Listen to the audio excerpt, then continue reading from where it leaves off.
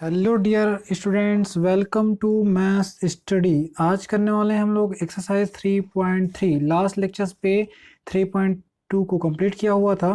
तो 3.3 स्टार्ट करने से पहले हम लोग थोड़ा सा जानेंगे काइंड ऑफ क्वाड्रिलेटर्स। ठीक है, काइंड्स ऑफ क्वाड्रिलेटर के बारे में जानेंगे। तो एक होता है आपका क्या, ट्रेपेजियम। ठीक है, एक क्या होता है आपका trapezium. Trapezium is also a part of quadrilateral. ठीक है, दूसरा हम लोग देखेंगे क्या, पैरेललोग्राम। ठीक है, दूसरा क्या होता है, पैरेललोग्राम। ठीक है, तो ट्रेपेजियम, ट्रेपेजियम क्या होता है?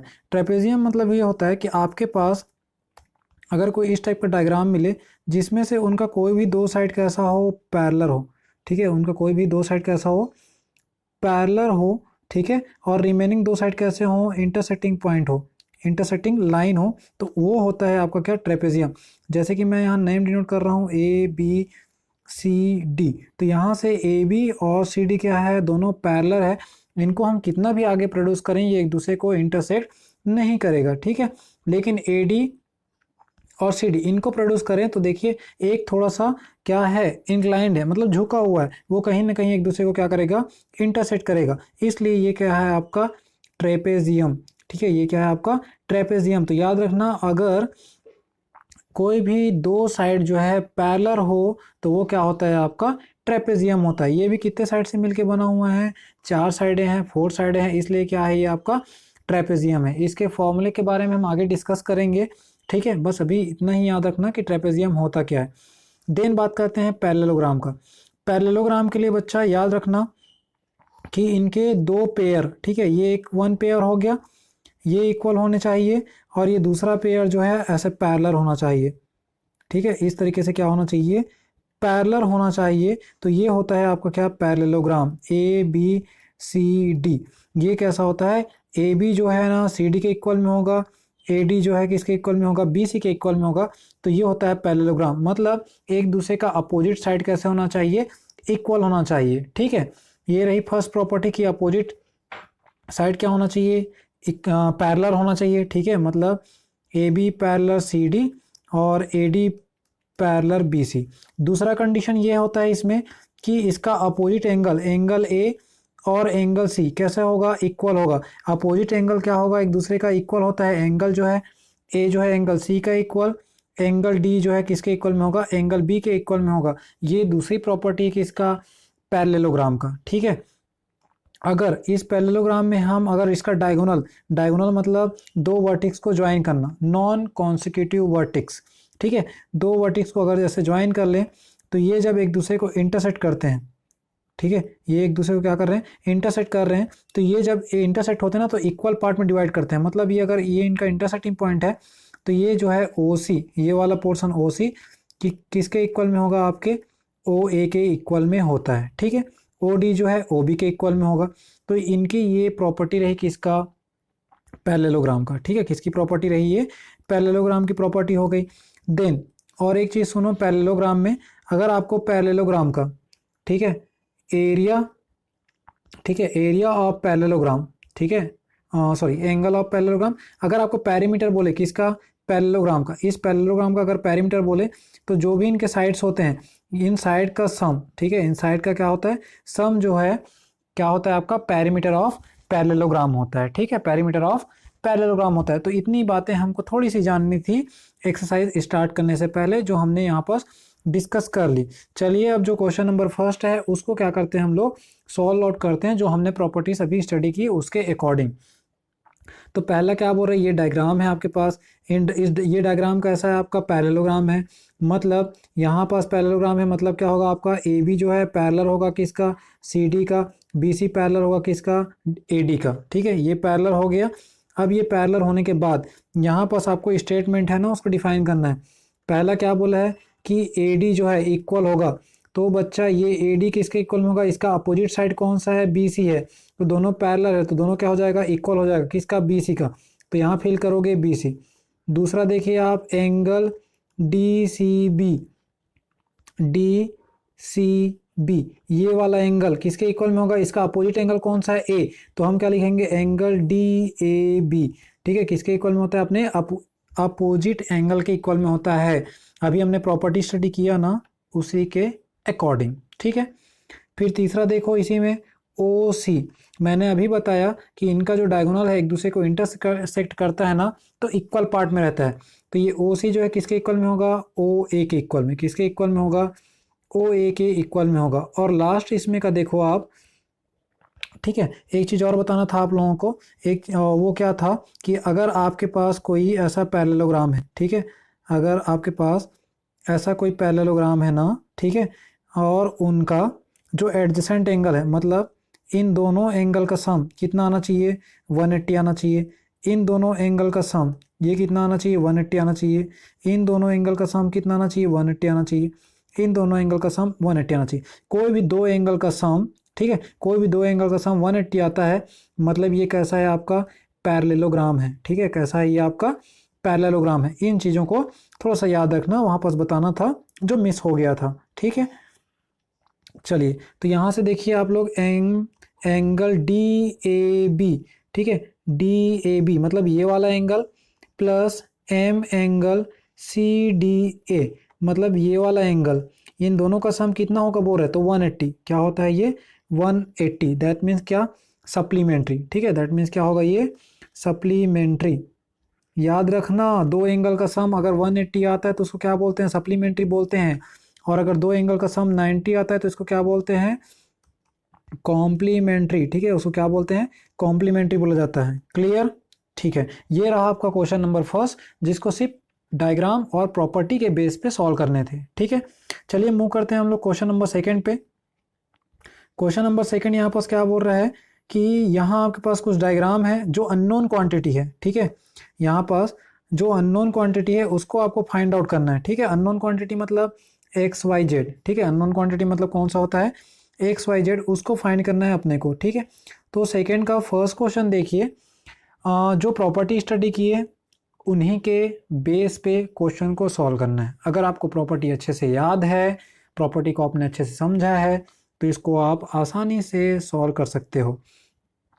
तो चलिए देखते हैं गिवन पैरेललोग्राम कौन कौन सा है आपके पास, ए बी सी डी। ये आपके पास गिवन पैरेललोग्राम है ए बी सी डी, जहाँ से आपके पास एंगल बी कितना है 100 डिग्री, एंगल ए है आपके पास जेड, एंगल सी है आपके पास एक्स, और एंगल डी है आपके पास वाई। ठीक है, इतना आपके पास गिवन है। ठीक है, अब आप जो है ना इसको सॉल्व करो। तो मैंने अभी क्या बताया आपको, एडजेसेंट बताया। एडजेसेंट मतलब इन दोनों का सम कितना होता है, 180 होता है। तो 9 यहाँ लिखना कि angle B plus angle C is equal to कितना होता है 180। ठीक है, कितना होता है 180। तो यहाँ लिख देना एडजेसेंट। ठीक है, क्या लिख देना यहाँ पास, एडजेसेंट एंगल। ठीक है, अभी आपके पास क्या गिवन है, एंगल बी का वैल्यू गिवन है 100। तो यहाँ रखो आप 100 plus angle C is equal to 180। अब इस 100 को ट्रांसफर करोगे तो angle C is equal to क्या मिलेगा आपको, 180 minus 100, then you get a 80 degree. तो ये मिला है आपको एंगल सी 80 डिग्री मिला। अब दूसरी प्रॉपर्टी यूज़ करते हैं, बी का अपोजिट कौन सा है, डी। तो यहाँ से हम लिख सकते हैं angle D is equal to angle B is equal to 100। That means Y is equal क्या मिल जाएगा आपको 100। ठीक है, वाई इज इक्वल क्या मिल जाएगा 100। यहाँ क्या लिखोगे, अपोजिट। ठीक है, क्या लिखोगे यहाँ पास, अपोजिट एंगल ऑफ पैरेललोग्राम। ठीक है, अपोजिट एंगल ऑफ पैरेललोग्राम। और यहाँ देखो सी का अपोजिट कौन सा है, ए। तो यहाँ से लिख दोगे आप angle A is equal to angle C is equal to क्या लिख दोगे 80 डिग्री। यहाँ भी रीज़न क्या रहेगा, यही रहेगा। तो आपको जो वैल्यू फाइंड आउट करना था, कौन कौन सा मिला आपके पास वैल्यू, एक मिला 80 डिग्री, दूसरा मिला 100 डिग्री, तीसरा मिला 80 डिग्री। ये वैल्यूज़ मिल गई आपको, क्या क्वेश्चन नंबर जो सेकंड था उसके फर्स्ट का आंसर मिल गया। ठीक है, फिर अब बात करते हैं हम लोग क्वेश्चन नंबर सेकंड का। सेकंड का सेकंड क्वेश्चन डिस्कस कर लेते हैं। यहाँ भी इसका डायग्राम गिवन है अपने पास। ठीक है, चलिए इसको भी देख लेते हैं हम लोग कि कैसे सॉल्व करेंगे। सेकंड क्वेश्चन पे आ जाते हैं। यहाँ पास आप देखो, यहाँ से इसका अपोजिट, ठीक है, इसका अपोजिट क्या होगा 50 डिग्री होगा। इसका अपोजिट कितना होगा 50 डिग्री होगा। ठीक है, अपोजिट तो 50 हो जाएगा ना। तो यहाँ से आप डायरेक्टली लिखोगे बाय लीनियर पेयर। बेटा इसका अपोजिट ये है ना, इसलिए ये भी 50 होगा, और ये लीनियर पेयर में कितना होता है, ये टोटल 180 होता है। तो इसलिए मैं यहाँ से लिख रहा हूँ 50 plus Z is equal to 180। क्या लिख रहा हूँ मैं, 50 प्लस जेड इक्वल टू 180 लिख रहा हूँ। अब जो है ना मैं इसको ट्रांसफ़र कर दूंगा, ठीक है, क्या कर दूंगा, इसको मैं ट्रांसफ़र कर दूंगा। तो जेड इक्वल टू क्या मिलेगा मेरे को, 180 माइनस 50 इज इक्वल टू 130। ठीक है, जेड का वैल्यू कितना मिल गया मेरे को, 130 मिल गया। ठीक है, क्लियर हो गया। अब आगे क्या करें अपन, ठीक है, आगे मेरे को x का वैल्यू चाहिए, y का वैल्यू चाहिए। ठीक है, किसका चाहिए, x का वैल्यू चाहिए और y का वैल्यू चाहिए। तो एक काम और कर सकते हैं, नाउ क्या काम कर सकते हैं यहाँ से, कि जो ये होता है ना, इनका सम भी क्या होता है, 180 होता है। इनका सम भी कितना होता है, 180 होता है। ठीक है, तो यहाँ से भी हम लिख सकते हैं इसको कि 50 प्लस वाई, ठीक है, 50 प्लस वाई इक्वल टू कितना होता है, 180। Then y equal to 180 minus, ठीक है, 180 माइनस कितना हो जाएगा, ये 50 इक्वल टू कितना हो जाएगा, 130। तो y का वैल्यू भी कितना आ गया, 130, और y का अपोजिट कौन सा है आपका, x। No x is equal to Y equal to कितना हो जाएगा, ये 130। यहाँ लिखोगे क्या, एडजेसेंट। ठीक है, यहाँ क्या लिखोगे, एडजेसेंट एंगल, और यहाँ क्या लिखोगे आप, वह अपोजिट एंगल। ठीक है, opposite angle of parallelogram, opposite angle of parallelogram, ये होता है यहाँ पास। ठीक है, तो इस तरीके से हम इसकी वैल्यू को फाइंड कर लेंगे। ठीक है, आई होप आपको यहाँ पास कोई भी डाउट्स नहीं होंगे। ठीक है, उतने ही आसान लैंग्वेज में आपके क्वेश्चंस को सॉल्व कराया जा रहा है ताकि आपको कोई भी डाउट्स ना हो। ठीक है, अब चलिए हम देखते हैं क्वेश्चन नंबर थर्ड को। सेकंड का थर्ड में देखिए बच्चा, यहाँ पास आपके पास ये बना है 90 ना, तो ये भी वर्टिकली अपोजिट से क्या हो जाएगा, 90 हो जाएगा। तो यहाँ लिखोगे आप x is equal to 90 degree, क्या लिखोगे यहाँ पास फिर, वर्टिकली। ठीक है, क्या लिखोगे, वर्टिकली अपोजिट। ठीक है, क्या हो जाएगा, ये वर्टिकली अपोजिट हो जाएगा। अब यहाँ से देखिए आप, ये तो हो गया आपका वर्टिकली अपोजिट हो गया। ठीक है, तो यहाँ से आप जो है ना, ये देखो, ये एक बन रहा है आपका ट्रायंगल, ये क्या बन रहा है आपका, ट्रायंगल बन रहा है। तो नाउ, ठीक है, नाउ एंगल सम, ठीक है, कहाँ से, एंगल सम से क्या हो जाएगा, ये x प्लस वाई प्लस कितना गिवन है, 30 डिग्री, ये पूरा का कितना होता है, 180 होता है। ट्रायंगल के तीनों एंगल का सम कितना होता है, 180 होता है। ठीक है, अब मैं जो है ना x का वैल्यू पुट कर रहा हूँ 90 डिग्री, y का वैल्यू मेरे को फाइंड करना है, और ये कितना है, 30 डिग्री, तो ये हो जाएगा 180। इन दोनों को मैं सम करूँ, 90 प्लस 30 करूँ, तो ये आता है आपका कितना, 120। ठीक है, कितना होता है, 120 प्लस वाई इक्वल टू 180। अब इस 120 को ट्रांसफर करें तो y इक्वल टू कितना हो जाएगा, ये 180 माइनस 120, दैट मीन्स कितना हो जाएगा, 60 डिग्री। जो y का वैल्यू है वो मिल गया मेरे को, 60 डिग्री मिल गया। देन अब यहाँ से एक चीज़ आपको देखनी होगी। ठीक है, क्या देखोगे, कि जब भी ऐसा जेड बनता है, ऐसा जब भी जेड फॉर्म होता है तो वो होता है आपका अल्टरनेट एंगल। ठीक है, जब भी ऐसा जेड फॉर्म हो तो ये दोनों इक्वल होते हैं। तो यहाँ पर जो y है किसके इक्वल में हो जाएगा, जेड के इक्वल में। तो जेड इक्वल टू क्या लिखोगे, y इक्वल टू कितना हो जाएगा, 60 डिग्री, और यहाँ से लिखोगे आप अल्टरनेट एंगल। ठीक है, जब भी अगर आपके पास जेड फॉर्म हो तो वो क्या होता है, आपका अल्टरनेट एंगल्स होते हैं। ठीक है, जैसे कि ऐसा जेड फॉर्म हो रहा है तो भी ये दोनों इक्वल्स हैं। ठीक है, ऐसे फॉर्म हो रहे हैं तो भी ये दोनों क्या होते हैं, इक्वल होते हैं। ठीक, तो ये रहा आपका अल्टरनेट इंटीरियर एंगल। चलिए क्वेश्चन नंबर 4 पे मूव कर जाते हैं। ठीक है, क्वेश्चन नंबर 4 देखते हैं अपन, सेकंड का 4। ठीक है, क्वेश्चन नंबर सेकंड का 4 देखें यहाँ पास। तो यहाँ आपके पास देखिए एक एंगल गिवन है 80 डिग्री, तो ये जो है ना एंगल जेड भी क्या हो जाएगा, करस्पॉन्डिंग एंगल से कितना हो जाएगा, 80 डिग्री। करस्पॉन्डिंग एंगल किसको बोलते हैं, अगर इस टाइप का लाइन है और यहाँ ऐसे दो लाइनें गई हुई है, ठीक है, तो यहाँ जितना बनेगा वो भी इतना ही यहाँ बनता है। तो यहाँ 80 बना तो यहाँ भी क्या बनेगा, आपका 80 बन जाएगा। तो जेड इक्वल टू क्या हो जाएगा, यहाँ पास 80 डिग्री, और क्या लिखोगे यहाँ पास, करस्पॉन्डिंग। ठीक है, यहाँ क्या लिखोगे आप, करस्पॉन्डिंग एंगल। ठीक है, क्या लिखोगे, करस्पॉन्डिंग एंगल। अगर ऐसे बनता तो यहाँ जो एंगल बन रहा था वो भी यहाँ का इक्वल होता, यहाँ जो एंगल बन रहा था वो भी इसके इक्वल में होता। ठीक है, तो ये रहा आपका क्या, करस्पॉन्डिंग एंगल से इक्वल आ गया। अब देखिए आप इन दोनों का सम कितना होता है, 180 होता है एडजेसेंट से, ठीक है।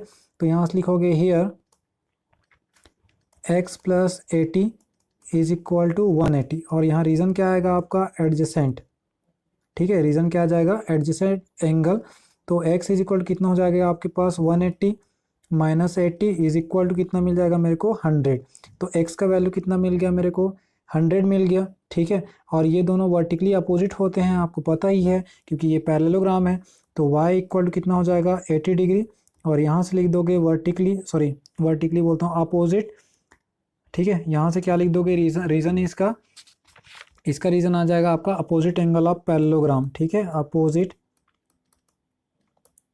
Opposite angle of parallelogram. तो इस तरीके से आप जो है एक्स वाई और जेड का वैल्यू निकाल सकते हो, ठीक है। अब आपके पास बचा क्वेश्चन नंबर 2 का लास्ट क्वेश्चन, ठीक है। वैसे तो इस एक्सरसाइज में बहुत सारे क्वेश्चंस हैं, है ना। तो लास्ट क्वेश्चन देख लेते हैं हम लोग।